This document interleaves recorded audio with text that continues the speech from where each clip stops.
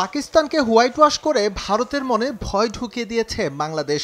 ১৯ September থেকে শুরু হতে যাওয়া দ্বিপাক্ষিক সিরিজ নিয়ে তাই বেজায় সিরিয়াস বিসিসিআই। আর তাই ভারত স্কোয়াডে ফেরানো হচ্ছে বিরাট কোহলিকে। এই তালিকায় আছে ঋষভ পন্তের নাম, এজন্য জায়গা হারাতে হচ্ছে লোকেশ রাহুলকে। লাল বলের ক্রিকেটে ভারতের বিপক্ষে মলিন পরিসংখ্যান বাংলাদেশের।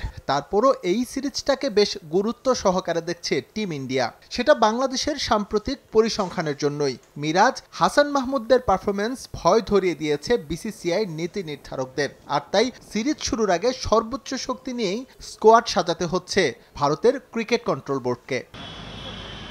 তবে ব্যস্ততায় ঠাসা ভারত ক্রিকেটের বছরের শেষ ভাগ নিয়ে আলাদা করে ভাবতেই হচ্ছে বিসিসিআইকে।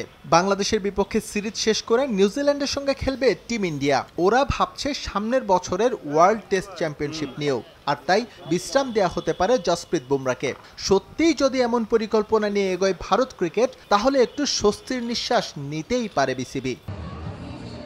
ইনজুরির কারণে গেল ওয়ানডে বিশ্বকাপের পর থেকে দলের বাইরে মোহাম্মদ শামি। পুনর্বাসন প্রক্রিয়ার মধ্যে থাকায় এই পেসারও মোটামুটি অনিশ্চিত বাংলাদেশের বিপক্ষে সিরিজে। মূলত নিউজিল্যান্ড সিরিজের জন্য প্রস্তুত করতেই তাকে বিশ্রামে রাখছে টিম ম্যানেজমেন্ট। গুরুত্বপূর্ণ দুই পেসার ছাড়াও শ্রেয়াস আইয়ারকে ড্রপ করতে পারে বিসিসিআই।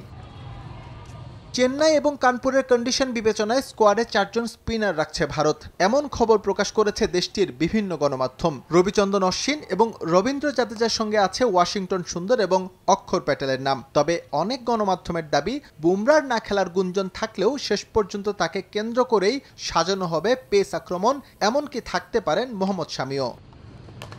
এদিকে বাংলাদেশের বিপক্ষে টেস্ট সিরিজে স্কোয়াড গোছানোর ক্ষেত্রে দুলীপ ট্রফিকে গুরুত্ব দিচ্ছে ভারত। গণমাধ্যমে ইঙ্গিত, 3 জন ক্রিকেটারের অভিষেক হতে পারে এই সিরিজে, যাদের মধ্যে আছেন সরফরাজ খানের ছোট ভাই Musheer Khan, pace bowling allrounder Nitish Kumar Reddy এবং মানব সুথার।